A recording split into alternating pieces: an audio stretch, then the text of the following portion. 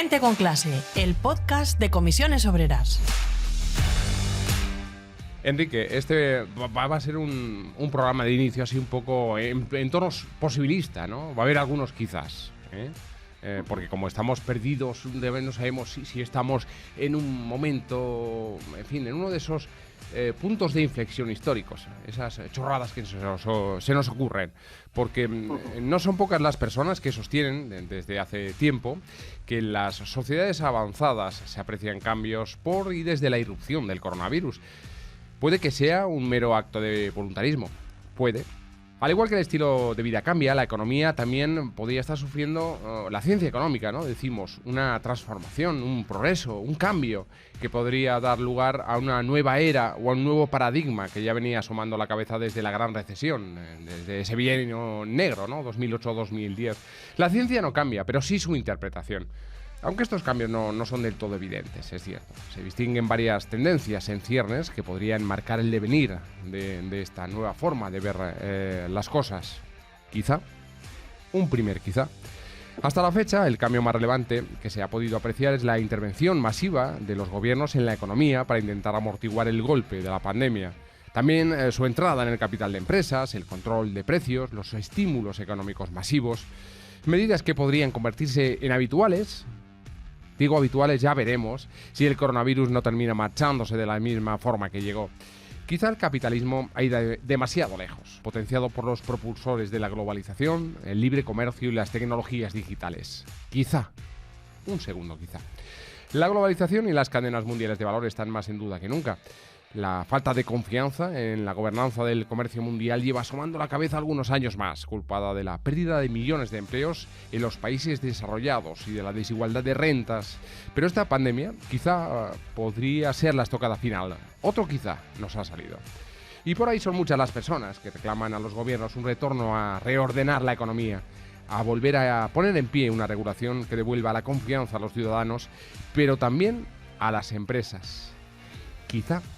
Bueno, lo dicho, que soy José Julio Alonso, soy periodista, miembro del Gabinete de Comunicación de Comisiones Obreras, y me acompaña, como casi siempre, Enrique Gil, que también es miembro del equipo y el alma verdadera de este podcast. Vamos a empezar.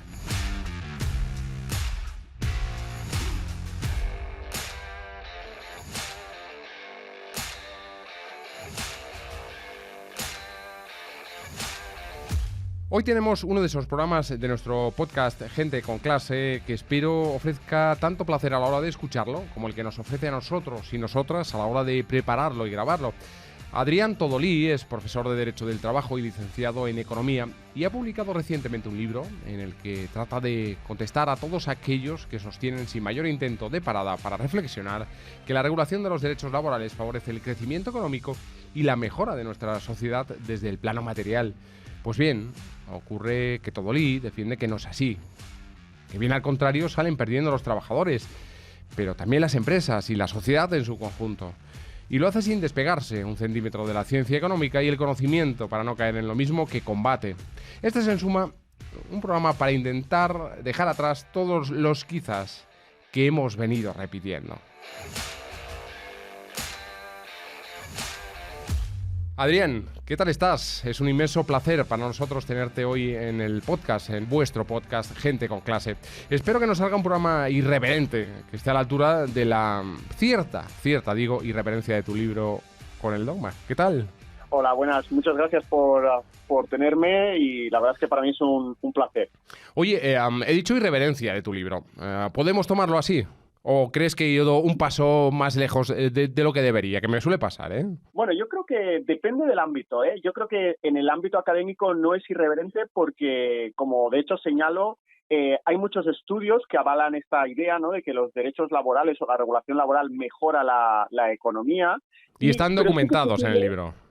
Además, sí, o sea, hay que decirlo, eso es. Efectivamente, pero sí que es verdad que en el ámbito político o en el ámbito, bueno, de la ciudadanía, el discurso mayoritario es el contrario. Entonces ahí sí puede ser que suene algo irreverente o que vaya a contracorriente de lo que la mayoría de gente cree porque así lo ha escuchado, ¿no? Entonces, ahí sí, pero ya digo que en el ámbito académico yo no creo ni siquiera que podamos hablar de algo que sorprenda o que... Yo intento sistematizar todos los argumentos que han venido en los últimos 20, 30 años demostrando esto, ¿no? Que los derechos laborales mejoran la economía. Decía esto porque, evidentemente, hoy hemos venido aquí, estamos aquí, te tenemos con nosotros para hablar de tu libro Regulación del Trabajo y Política Económica, de cómo los derechos laborales mejoran la economía. Está publicado por Aranzadi en 2021. Pero antes, si me permites, porque la actualidad manda en este tipo de espacios también, tenemos subrayado en rojo en el calendario el jueves de la semana pasada, el día de autos, el día que se convalidaba el Real Decreto que modificaba precisamente el ordenamiento laboral de nuestro país, con un hombre al lado, que es un nuevo héroe de la clase trabajadora española, que es Alberto Casero, diputado del Partido Popular. ¿Qué te ha parecido el vodevil del pasado jueves? Sobre todo extraño, ¿no? Es decir, algo que ha conseguido que la patronal y los sindicatos... Es que es acojonante, eso es acojonante. Sí, yo creo que eso es sobre todo lo que hay que tener en cuenta. Primero hay que decir que históricamente algo que se consiguió en el diálogo social acordar nunca hasta ahora había tenido problemas de ser aprobado por el Parlamento. Precisamente, bueno, pues que las fuerzas políticas entendían que si los que van a tener que aplicar esa regulación estaban de acuerdo y creían que era lo mejor, pues entonces históricamente siempre en el Parlamento había pasado, bueno, pues como un trámite, pues sí, efectivamente, se había aprobado y ya está. Que esta vez haya conseguido también con un acuerdo que no se haya aprobado con facilidad o que haya habido tantos problemas en el ámbito del Parlamento es extraño, ¿no? Eso es lo primero, que quizá probablemente demuestra pues la falta de diálogo que hay en las propias fuerzas políticas, ¿no? Es decir, que algo que los agentes sociales, patronal y sindicatos, que históricamente, bueno, pues que efectivamente han estado enfrentados y que pero parece bueno, es que lógico, quiero decir que el conflicto es natural de la relación entre el empresariado y los trabajadores, el conflicto, ¿no? Y es natural y bueno, ahí está el diálogo social para solventarlo, claro.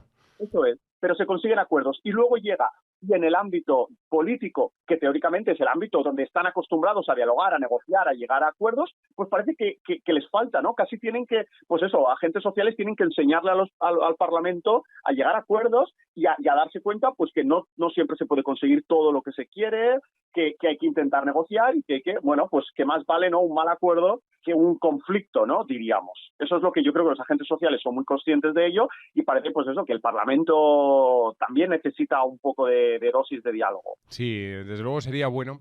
Eso que se llama indebidamente o inopinadamente clase política española fuera consciente de que no se levanta uno de una mesa negociadora. Eso que están tan acostumbrados los agentes sociales, los sindicatos, ¿no?, de estar permanentemente buscando la negociación para arrancar mejoras. Hostia, no digo que no sea duro, no digo que sea fácil, digo que es necesario. Sí, yo creo que es necesario y más ahora. Bueno, y lo estamos viendo en países de nuestro alrededor, los partidos se están dando cuenta que gritar en el Parlamento, insultar, lo único que crea es desafección en los propios ciudadanos. Esta desafección... Por la democracia.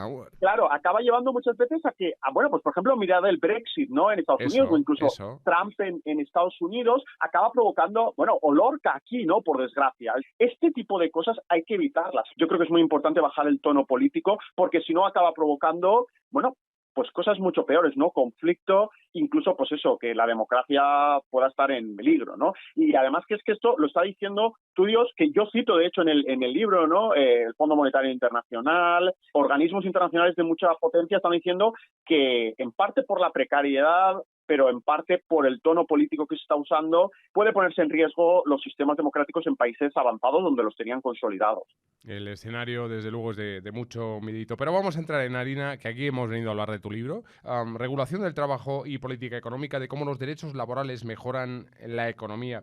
Un libro que recoge argumentos a lo largo de sus 227 páginas para defender también una mayor regulación de las relaciones laborales, porque es eficiente. Es decir, porque es eficiente para la economía, para la sociedad, para el país. Es una idea que destierra, desde luego, Adrián, muchos prejuicios y muchos mitos, como decíamos. Es que en el discurso hablas de más regulación y la gente se le pone a la defensiva. Entonces, sí, enseguida, es verdad. Con el libro, con el libro empiezo con una cosa que yo creo que es necesaria para entender lo que viene luego, que es la primera parte de, venimos de 40 años de desregulación. Efectivamente, ¿no? Claro. Claro, cuando yo hablo de más regulación, estoy hablando a veces de recuperar simplemente regulación que hemos perdido en los últimos 40 años. Y sobre todo partiendo de esta idea de que los años dorados del capitalismo fueron los años con mucha más regulación de la que tenemos ahora, que fueron años 50, años 60, años 70, es decir, todos los economistas están de acuerdo que aquellos años han sido los años dorados del capitalismo, donde la productividad mejoraba, pero mejoraba a la vez las condiciones laborales de los trabajadores, mejoraba la competitividad de las empresas, pero también mejoraba la calidad de vida de los ciudadanos. Eso que pasaba con muchísima más regulación, ahora mismo ha habido una desregulación enorme en los últimos 40 años y lo que tenemos es, por el contrario, peor calidad de vida de los trabajadores, peor salario real de los trabajadores, se ha visto reducido muchísimo, la productividad del trabajo se ha reducido, bueno, o no ha aumentado tanto como aumentaba anteriormente, ¿no? Entonces, ahí, a grandes rasgos, ya tenemos al menos que plantearnos, oye, pues a lo mejor la desregulación de los últimos 40 años no ha funcionado, porque estamos peor que estábamos. Oiga, pues a lo mejor habrá que cambiar. Y ahí es donde, efectivamente, aporto todos los, bueno, pues esos estudios, etcétera, que demuestran que efectivamente necesitamos una mejor regulación precisamente para que funcione el mercado de trabajo y para que funcione la economía mejor de lo que lo está haciendo. Claro, en esa primera parte del libro retratas perfectamente ese reflujo histórico, ¿no?, en la economía, que influye, como decías, en la política. Pero yo hablaba de una cuestión de fe, ¿no?, en las tomas de decisiones de los gobiernos, como si tuvieran que elegir entre crecimiento económico o derechos laborales. Y ese es el mito, yo creo que el leitmotiv de este libro, y que por eso lo hemos traído, Adrián. Ese es el núcleo fundamental. Precisamente este discurso, que sobre todo nace desde el consenso de Washington, el llamado consenso de Washington. Los Chicago Boys. Efectivamente, esto ha provocado que la mente, ¿no?, de muchas personas, pero también de muchos políticos, crean que es incompatible el crecimiento económico con la regulación. Entonces, claro, si nos creemos que esto es incompatible y tenemos que elegir entre derechos laborales o crecimiento económico, muchas personas, incluidos, repito, políticos, dirán, bueno, pues entonces si tengo que elegir, pues elijo crecimiento económico. Incluso pensarán, me sabe mal que haya personas que estén precarias, pero claro, la única manera de crecer es que hayan personas precarias, pues mira, lo siento, me sabe mal, pero no puedo hacer otra cosa. Entonces, por eso creo que es tan importante romper con ese mito, porque ese discurso que hay de que es incompatible la regulación laboral con el crecimiento económico es lo que ha provocado la desregulación de los últimos 40 años.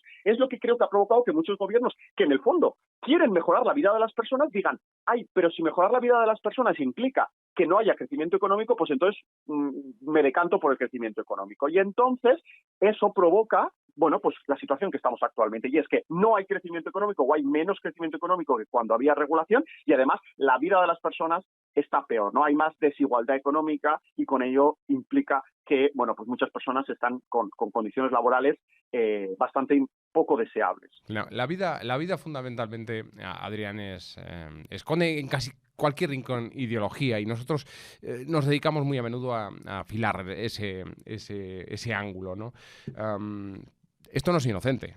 O sea, ese reflujo de la historia, la toma de postura de los gobiernos, eso no es inocente. Es una cuestión que tiene que ver con primar a unas clases sociales, vamos a decirlo abiertamente, y, por supuesto, asumir como mal menor que algunas otras quedan en los márgenes de la historia. Eso es pura ideología y eso es buscado. Sí, a ver, obviamente hay unos intereses, claramente, y es cierto que hay algunos estudios económicos pues que a veces se hacen sesgados, etcétera. Pero la realidad es que la mayoría de estudios no van en este lado y no son sesgados. Lo único es que no han traspasado probablemente la barrera del ámbito académico. Y de hecho, pues eso es lo que intento yo un poco, ¿no? Claro. Yo te he escuchado decir alguna vez, disculpa que te interrumpa, que pese a que existe la misma tecnología en todos los países, no todos han conseguido los mismos niveles de bienestar social. Es decir, eso es una constante para buena parte de los países en el mundo. Y dices que el quid de esta cuestión es que algunos países, algunas naciones apuestan por una educación de calidad que ha permitido aprovechar mejor esos recursos, los existentes, ¿no? La tecnología, etc. Pues esto sería algo parecido. Los derechos laborales mejoran la economía, ya que la intervención pública hace de palanca para mejorar la formación, la productividad y, por tanto, la vida de las personas. Quiero decir que eso es pura ciencia también, y ahí están todos los argumentos que aportas en el libro. Claro, mira, a mí me gusta siempre señalar un ejemplo que yo creo que es muy visual en esto. Ahora todos estamos muy preocupados y efectivamente con, bueno, pues la tecnología, cómo pues los robots pueden sustituir al trabajo, y entonces, claro, aquella persona que vive de su trabajo, pues si le va a sustituir un robot, pues se queda sin trabajo, se queda sin nada, ¿no? Claro, decimos, no, es que, bueno, esto no se puede poner puertas al campo, no se puede evitar que la tecnología sustituya a las personas, bueno, pero se pueden hacer cosas. Y aquí es lo que digo, que me gusta traer el ejemplo de que, bueno, ya digo, está analizado por David Autor, que es un economista de Estados Unidos, que él analiza, y luego de cuántos trabajadores son sustituidos cuando se incluye en Estados Unidos un nuevo robot en una industria, ¿no? En una fábrica. Entonces, en Estados Unidos por cada nuevo robot son 6 trabajadores que se van a la calle. Un estudio que se hace en Alemania en el mismo sentido, en Alemania por cada robot que se incluye, o sea, que se añade en el mismo robot, estamos hablando, obviamente es la misma tecnología, en la misma cadena de producción, fábrica, pero en otro país, que en este caso es en Alemania, son 2 trabajadores los que se van a la calle. ¿Cuál es la razón por la que pasa esto? Mientras que en Estados Unidos es un país con poca regulación laboral, en Alemania hay regulación laboral y además hay sindicatos fuertes que cuando se introduce un nuevo robot en Alemania, en esa fábrica, se negocia con los sindicatos y los sindicatos dicen, muy bien, está claro que este robot sustituye X horas de trabajo, pero no lo vamos a hacer despidiendo a 6 trabajadores, sino que solamente 2 trabajadores, pues sí, lamentablemente se van a ir a la calle, pero el resto, los otros 4, lo que va a haber es un reparto de trabajo y lo que va a haber es una reducción de jornada entre los trabajadores, y entonces no son 4 se van a la calle y el resto sigue a 40 horas de trabajo, sino que se quedan esos 4 y lo que pasa es que todos los trabajadores trabajan 30,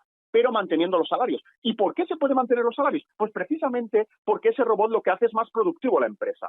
Es decir, y por tanto, como es más productivo, la empresa puede pagar mejores salarios, o en este caso, mismos salarios, pero trabajando menos horas. Es decir, hay un mejor reparto o equilibrio entre los beneficios obtenidos por esa tecnología. Mientras que en Estados Unidos los beneficios de la tecnología son directamente para la empresa y 6 trabajadores se van a la calle y se quedan sin sueldo, aquí lo que hay es un reparto. Hay un reparto entre una parte de los beneficios de esa tecnología se la lleva la empresa y otra parte se la llevan los trabajadores a través de una menor jornada de trabajo entre todos los trabajadores. Claro, es que a lo largo del libro dejas claro que cada vez hay más estudios empíricos, y esto es así, se hace con números, que apoyan esa tesis, ¿no? Que es necesario que haya derechos laborales como presupuesto para que la economía pueda mejorar. Otro ejemplo sacado de la actualidad es el salario mínimo, ¿no? Le dedicas una parte en el libro, cuéntanos. Históricamente el salario mínimo se ha justificado, es decir, no es digno trabajar por menos de lo que necesitas para vivir, por razones de dignidad, por razones de valores sociales. Eso es un gran argumento para que tengamos un salario mínimo digno. Pero es que además, que haya un salario mínimo suficiente, mejora la economía, por muchas razones. Una, obviamente, mejora la demanda interna, es decir, los trabajadores si cobran más van a poder consumir más, lo cual va a permitir que las empresas vendan más, lo cual va a permitir más empleo, lo cual va a permitir, ¿no? Es un ciclo virtuoso. Pero además de esto, el salario mínimo permite que las empresas inviertan en formación de sus trabajadores y también en tecnología, lo cual hace que mejore la productividad. ¿Cómo lo hace esto el salario mínimo? Por 2 razones. La primera es que si los salarios mínimos son muy, muy bajos, las empresas no tienen razón para aumentar la productividad de sus trabajadores. ¿Por qué? Porque dicen, yo necesito conseguir X producto, como el salario es tan bajo, ¿qué es lo que hago? Simplemente contrato a más trabajadores, pagándoles muy poquito, pero no los hago más productivos creando una mejor tecnología o una mejor metodología de trabajo, ¿no? No cambia ningún factor de la producción, efectivamente, tienen lo que necesitan. Exacto, pero ¿qué ocurre? Que entonces eso castiga la productividad de un país. Y eso hace que a medio plazo ese país nunca vaya a poder mejorar. Entonces, es necesario mejorar la productividad. ¿Qué pasa? Que cuando hay un salario mínimo muy bajo, no hay razones para mejorar la productividad de los trabajadores, no hay razones para mejorar los procesos, incluso no hay razones para formar a esos trabajadores, para que esos trabajadores sean más productivos. Eso por un lado. Luego, por otro, claro, el salario mínimo tiene otra cuestión, y es que reduce las posibilidades de competir en bajos precios, ¿no? Es decir, esa es otra. aquí hay dos formas de crecer, ¿no? De cualquier empresa. O bien mejoro la calidad de mis productos, o bien los hago muy baratos porque pago salarios muy bajos. ¿Qué ocurre? Si una empresa tiene que decidir entre invertir en tecnología, invertir en formación, invertir en innovación para mejorar la calidad de sus productos, pero sabe que hay otra empresa que en ese país puede hacerlo, ganar su cuota de mercado porque lo hace muy barato, entonces dirá, pues oye, yo no voy a invertir porque total, no voy a poder ganar cuota de mercado porque va a venir otra empresa que lo hará muy baratito, y lo hará muy baratito porque pagará muy poco a sus trabajadores y entonces me quitará mi cuota de mercado, así que yo no voy a invertir. Esto es malísimo para un país, porque implica que no hay innovación, no hay inversión en formación, no hay inversión en tecnología. Y que en parte, hay que decirlo claro, Adrián, ha pasado de manera, en fin, sistémica en España durante muchos años.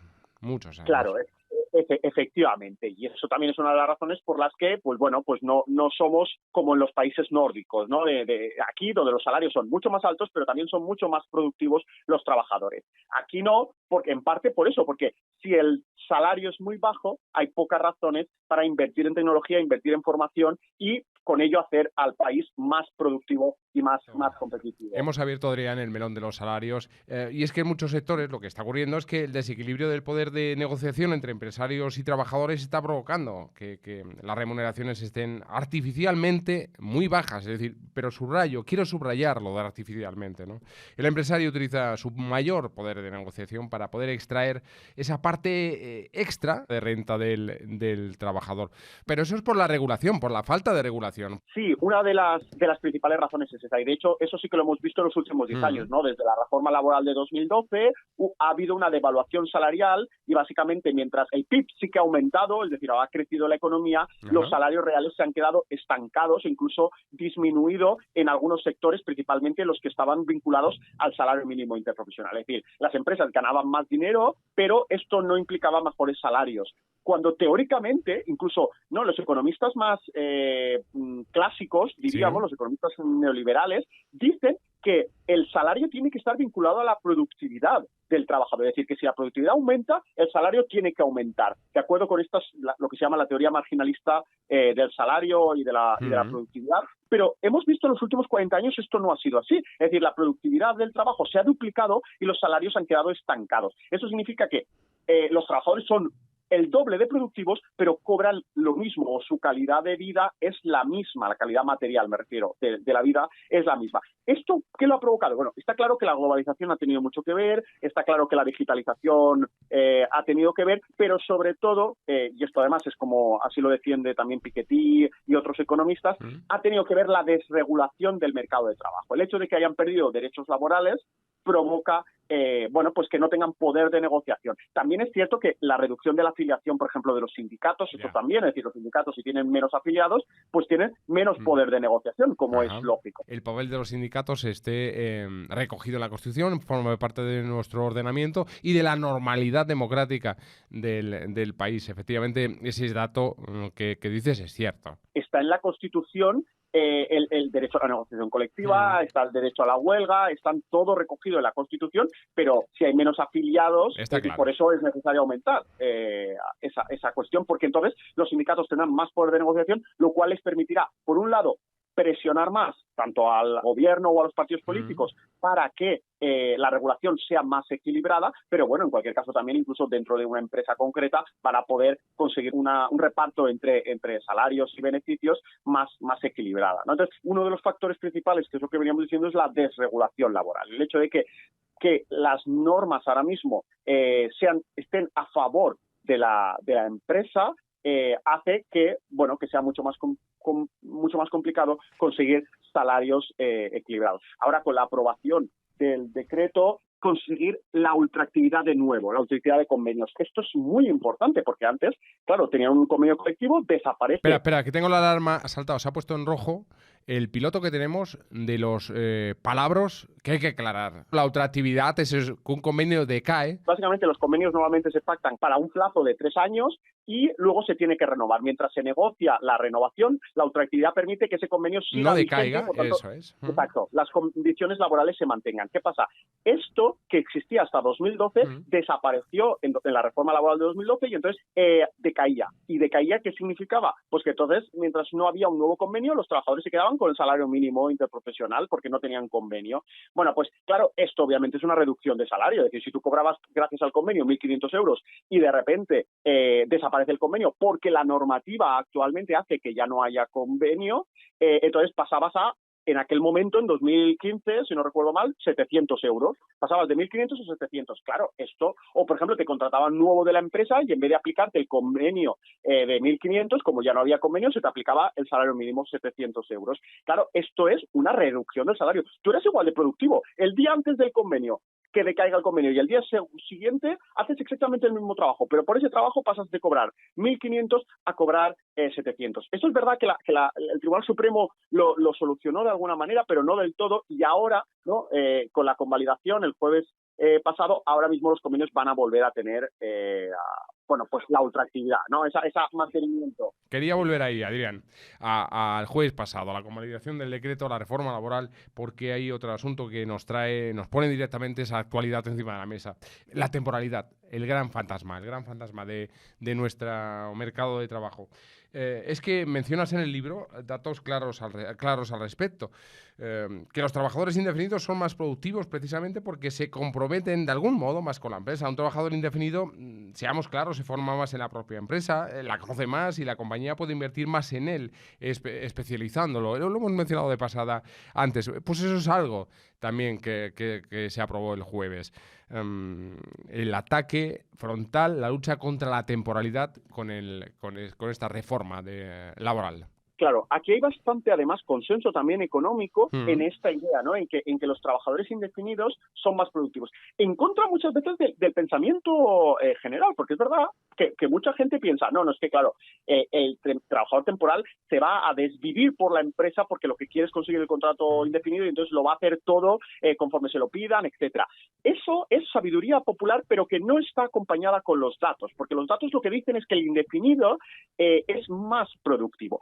Tú puedes desvivirte porque o intentar hacerle ver al empresario que tú te desvives por la empresa. Pero la realidad es que tú sabes que muy probablemente a los 6 meses te vas a ir a la calle. ¿Por qué? El anterior, antes que tú, estuvo 6 meses, te lo han dicho los compañeros, y tú sabes que, bueno, que sí, que incluso, aunque te dejes la piel, es muy probable que la empresa lo que quiera es un trabajador temporal, y por tanto tú te vas a ir a la calle. Claro. Mientras que un indefinido sabe que lleva allí muchos años y sabe que lo que quiere es que la empresa le vaya bien. ¿Por qué? Porque depende de ello, es decir, él lleva una antigüedad muchos años y él quiere que la empresa no se hunda, él quiere que la empresa mejore. ¿Por qué?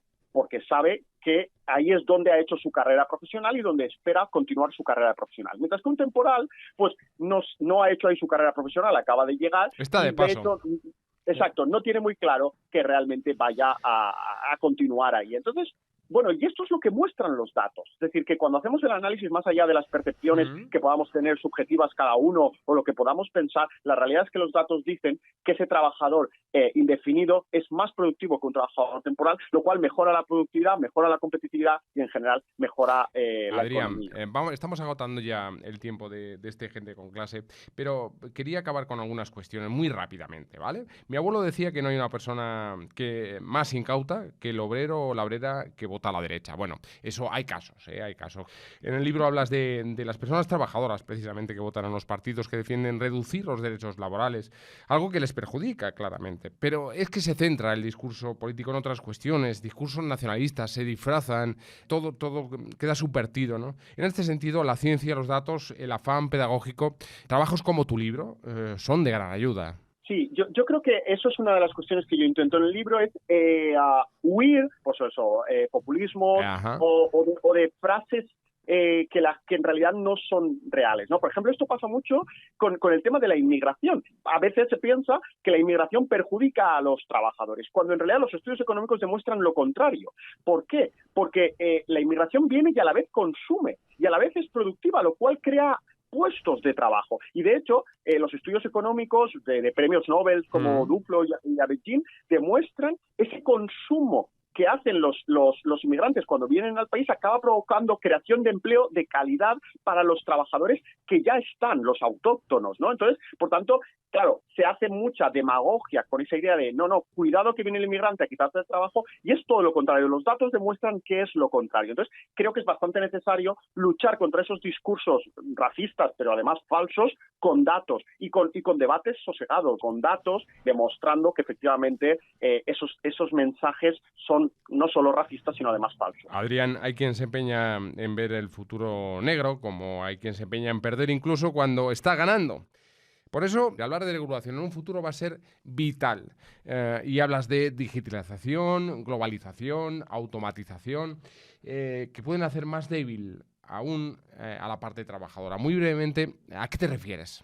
Bueno, conforme la tecnología gana potencia y puede hacer más cosas, obviamente el trabajo tiene menos valor. Es decir, por poner el ejemplo extremo, ¿no? Si los robots de inteligencia equivalente a la humana existieran y pudieran hacer todas las tareas de los humanos, claro, la persona que solamente tiene para vender su fuerza de trabajo no tendría nada. ¿Por qué? Porque esa fuerza de trabajo ya la hacen los robots. Entonces, mientras avanza esa tecnología, se va debilitando el poder de negociación. De alguna manera hay que cambiar el modelo económico. Gobernar los cambios. Totalmente, porque de hecho, es decir, si estuviéramos en un mundo en el que los robots lo pudieran hacer todo, pero a la vez tuviéramos un sistema de reparto de las ganancias entre todas las personas, yo no creo que fuera malo, sería muy positivo. Claro. El problema es que en el momento actual, en el que el dueño del capital, el dueño de la tecnología se queda, y la gran parte o prácticamente todo lo que se produce con la tecnología, eso implica que puede quedar muchísima gente desplazada.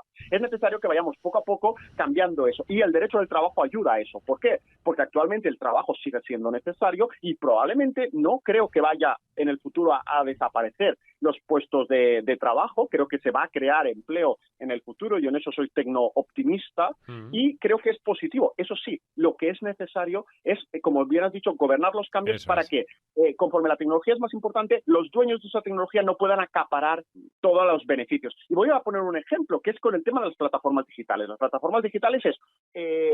antes se hacía este trabajo sin esta tecnología y ahora mismo se hace el mismo trabajo con una tecnología. ¿Qué pasa? Que los dueños de esa tecnología están imponiendo a los trabajadores condiciones que hacen que la gran mayoría de los beneficios se los quede la plataforma. Y esto pasa no solo en trabajadores como puedan ser los riders, sino también en trabajadores en profesiones liberales, trabajos cualificados. Hay plataformas de abogados, hay plataformas de traductores, hay plataformas de arquitectos. Y esto es gente que antes tenía su propio despacho, negociaba el precio porque accedía al cliente directamente y tenía unos buenos honorarios o un buen salario, como queramos llamarlo. ¿Qué pasa? Desde el momento que aparece la plataforma a lo mejor se queda el 40% de sus honorarios, lo cual significa que antes tenían un buen nivel de vida y ahora tienen un 40% menos de lo que cobraban antes, porque ahora se lo queda la plataforma. Aquí es donde viene el problema, ¿no? Es decir, y además no solo eso, sino es que le impone muchas otras condiciones, horarios de trabajo más impredecibles, horarios peores, hace que compitan entre ellos, ¿no? Para reducir sus honorarios, porque claro, antes tú, en principio, estabas en tu despacho, ponías tus honorarios, pero es que ahora al publicarlo en Internet lo que haces es una competencia a la baja muy grande para que bajes tus honorarios, tu salario o como queramos decirlo, ¿no? Entonces, todo esto hay que gobernarlo, como muy bien has dicho, porque si no, lo que acaba provocando es eso, ¿no? Que los dueños de la tecnología se queden gran parte del beneficio obtenido por un trabajo que ha hecho una persona. Pues lo dicho, fijémonos en la desigualdad. No solo se trata de un tema moral, sino que se ha demostrado que las sociedades desiguales generan muchos más problemas sociales. Supongo que al final consiste en decidir en qué sociedad queremos vivir. Adrián Tolí nos ha contado cosas muy interesantes alrededor de su libro. Apunten, Regulación del trabajo y política económica, de cómo los derechos laborales mejoran la economía. Un libro que además tenemos que decir que se presenta en Madrid el próximo 15 de febrero. Será en el Consejo Económico y Social. Es así, Adrián, ¿no? Sí, efectivamente. Ahí estaremos. Pues nos vamos a ver otra vez y tendremos ocasión de charlar sobre la obra. Muchas gracias a todos, muchas gracias a Adrián y a todas. Nos vemos en un próximo capítulo. Saludos de Enrique Gil y José Julio Alonso. Cuidaos, adiós.